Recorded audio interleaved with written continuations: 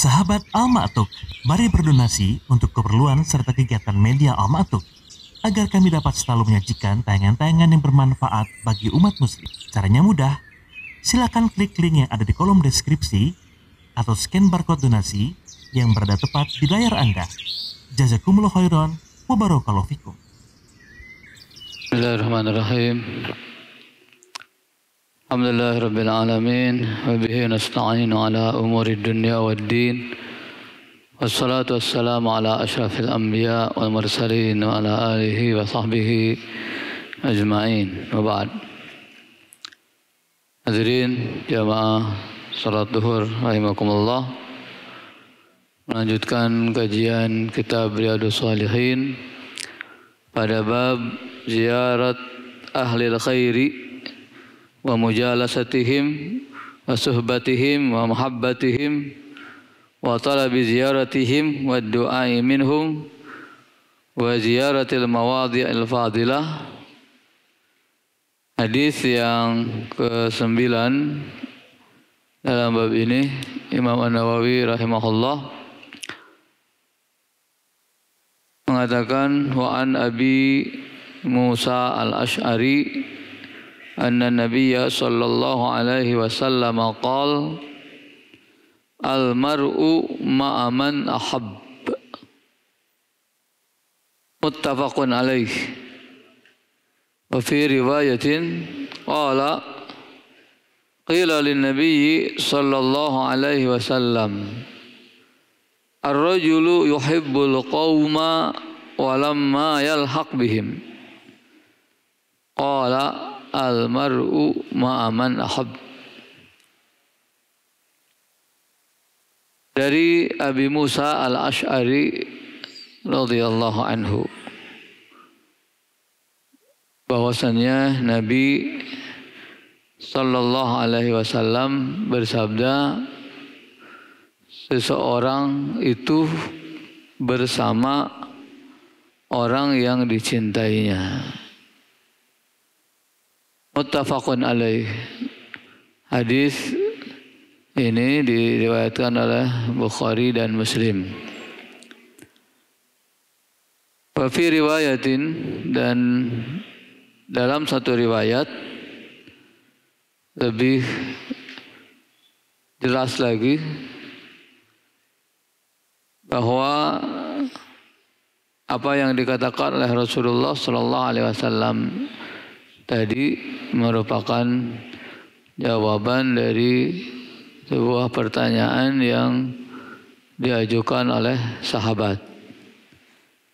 Qila lin Nabi sallallahu alaihi wasallam, dikatakan kepada Nabi sallallahu alaihi wasallam, ar-rajulu yuhibbul qaum wa lamma yalhaq bihim.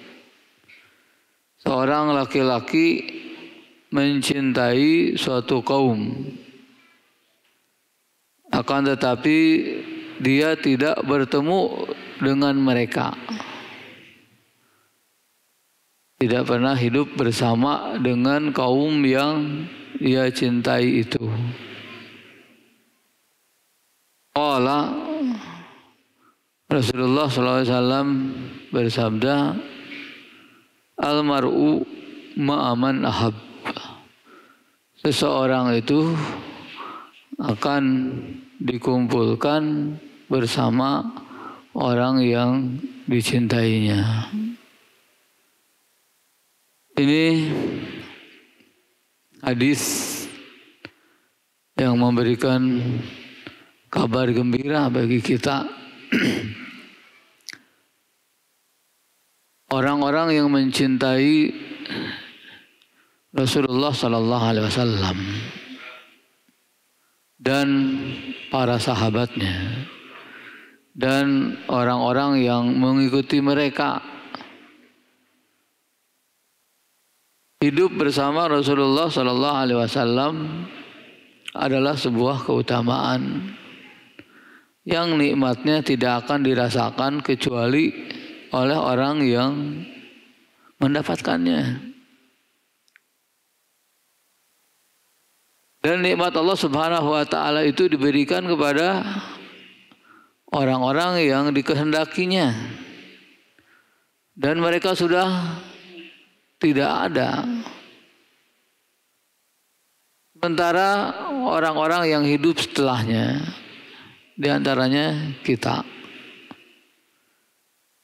Kita orang yang hidup jauh dari Rasulullah Sallallahu Alaihi Wasallam. Kita hanya bisa mendengar beritanya atau membaca berita yang ditulis oleh orang-orang. Itu pun secara berantai sampai kepada kita. Maka ketika kita meyakini bahwa mencintai Rasulullah Sallallahu Alaihi Wasallam adalah sebuah kewajiban dan merupakan konsekuensi dari iman. Kemudian mencintai orang-orang yang dicintai oleh Rasulullah Sallallahu Alaihi Wasallam juga tuntutan atas kita, orang-orang yang beriman.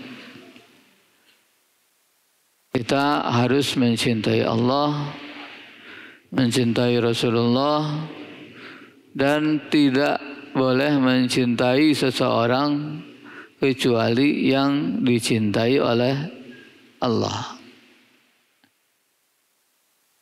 Seorang mukmin yang selalu merindukan untuk bertemu dengan Allah Subhanahu wa taala, bertemu dengan Allah Subhanahu wa taala bersama siapa? Akan bertemu dengan Allah bersama siapa? Suatu saat di mana semua manusia akan dikumpulkan di hadapan Allah Subhanahu wa taala. Kemudian diperhitungkan amal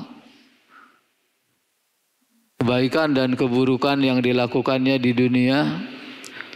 Kemudian dipisahkan oleh Allah Subhanahu wa taala orang yang beriman dengan amal solehnya dimasukkan ke dalam surga, dan orang kafir dengan segala keburukannya dimasukkan ke dalam neraka. Kemudian ada sebagian orang yang beriman sebelum masuk ke surga dibersihkan dulu oleh Allah Subhanahu wa taala karena dosa-dosa yang dilakukannya. Itu sudah menjadi keyakinan yang pasti menancap dalam diri kita. Saat ini kita hidup di dunia. Besok atau kapan kita akan bertemu dengan Allah Subhanahu wa taala. Dan kapan waktu yang ditentukan oleh Allah Subhanahu wa taala kita bertemu dengan orang yang kita cintai. Siapa orang yang kita cintai yang kita ingin nanti kita dikumpulkan di akhirat kelak? Tentunya seorang mukmin ingin dikumpulkan dengan nabinya, ingin dikumpulkan dengan orang-orang yang dicintai oleh nabinya. Untuk itu cinta kepada Nabi Muhammad SAW harus menjadi bagian terpenting dalam kehidupan kita. Cinta kepada Rasulullah SAW dalam segala sisinya. Kita mencintai Rasulullah SAW, mencintai pribadinya. Walaupun kita tidak mendapatkan kesempatan untuk mencintai fisik Rasulullah SAW, sebagaimana orang-orang yang hidup bersama Rasulullah mendapatkan kesempatan untuk menikmati kecintaan mereka terhadap fisik Rasulullah Sallallahu Alaihi Wasallam. Kita tidak bisa. Kita hanya bisa mencintai Rasulullah Sallallahu Alaihi Wasallam, menikmati cinta kita kepada Rasulullah Sallallahu Alaihi Wasallam dengan mencintai pribadinya. Mencintai pribadi Rasulullah Sallallahu Alaihi Wasallam dengan memperbanyak sholawat kepadanya. Memperbanyak sholawat kepada Rasulullah Sallallahu Alaihi Wasallam harus jadi bagian dari hidup kita, harus jadi bagian dari kata-kata yang keluar dari mulut kita. Rasulullah Sallallahu Alaihi Wasallam memerintahkan kita untuk bersalawat kepadanya. Banyak kebaikan yang dijanjikan oleh Rasulullah Sallallahu Alaihi Wasallam ketika kita bersalawat kepadanya. Kata Rasulullah, "Man shalla alayya salatan sallallahu alaihi asyran." Siapa bersalawat kepadaku 1 kali, maka Allah bersalawat kepadanya 10 kali. Ketika kita mencintai Rasulullah Sallallahu Alaihi Wasallam, maka Allah Subhanahu Wa Taala mencintai kita 10 kali. Keutamaan yang luar biasa. Maka kita mencintai pribadi Rasulullah Sallallahu Alaihi Wasallam dengan banyak menyebutnya dalam salawat kita. Kemudian mencintai Rasulullah Sallallahu Alaihi Wasallam dengan mengikuti sunnahnya, melaksanakan setiap perintahnya, baik yang wajib ataupun yang sunnah, menjauhi semua larangannya, baik yang haram ataupun yang makruh. Dan di sini akan terlihat tingkat atau nilai keimanan seseorang, nilai kecintaan seseorang terhadap Rasulullah Sallallahu Alaihi Wasallam. Kalau kita sebut satu contoh, siapa orang yang dicintai oleh Rasulullah Sallallahu Alaihi Wasallam? Yang pertama Aisyah tentunya, yang kedua Abu Bakar, yang ketiga Umar bin Khattab, yang keempat Utsman bin Affan, yang kelima Ali bin Abi Thalib. Saya ingin lihat contoh dari Ali bin Abi Thalib saja dalam kesempatan ini. Ali bin Abi Thalib adalah seorang yang dikatakan oleh Rasulullah Sallallahu Alaihi Wasallam rajulun yuhibbullah wa rajulun yuhibbullah wa yuhibbuhu. Orang yang mencintai Allah dan Allah mencintainya. Di saat Rasulullah Sallallahu Alaihi Wasallam berkata kepada para sahabat, la u'tiyanna rayata ghadan rajulan yuhibbuhullah wa yuhibbuhu. Aku akan berikan panji ini, apa panji itu? Bendera yang akan dipegang oleh panglima perang. Orang bertanya-tanya siapa? Besoknya Rasulullah bertanya, mana Ali bin Abi Thalib? Ya. Jadi yang disebut oleh Rasulullah orang yang mencintai Allah dan dicintai oleh Allah itu Ali bin Abi Thalib. Bagaimana kecintaan Ali bin Abi Thalib kepada Rasulullah Sallallahu Alaihi Wasallam? Dia seorang yang berani mengorbankan atau mempertaruhkan nyawanya demi perjalanan Rasulullah Sallallahu Alaihi Wasallam, demi keselamatan Rasulullah Sallallahu Alaihi Wasallam.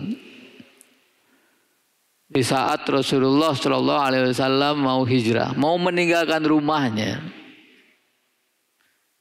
Rasulullah Sallallahu Alaihi Wasallam membuat siasat. Ini kita lihat bagaimana Rasulullah walaupun dibimbing oleh wahyu mengajarkan kepada kita usaha manusiawi begitu ya, mau meninggalkan rumah supaya orang-orang yang mengepung itu tetap menyangka bahwa beliau masih ada di rumah, masih ada di atas ranjangnya. Beliau meminta Ali bin Abi Thalib untuk tidur di atas ranjang. Berani enggak Ali bin Abi Thalib? Berani. Kenapa berani? Karena dia sangat mencintai Rasulullah Sallallahu Alaihi Wasallam. Keberaniannya untuk mempertaruhkan nyawanya demi keselamatan Rasulullah Sallallahu Alaihi Wasallam. Ini salah satu bukti cinta Ali bin Abi Thalib kepada Rasulullah Sallallahu Alaihi Wasallam. Kemudian banyak hal yang kalau kita lihat dalam kehidupan Ali bin Abi Thalib yang menunjukkan cintanya kepada Rasulullah Sallallahu Alaihi Wasallam, baik kepada fisiknya, pribadinya, ataupun kepada sunnahnya.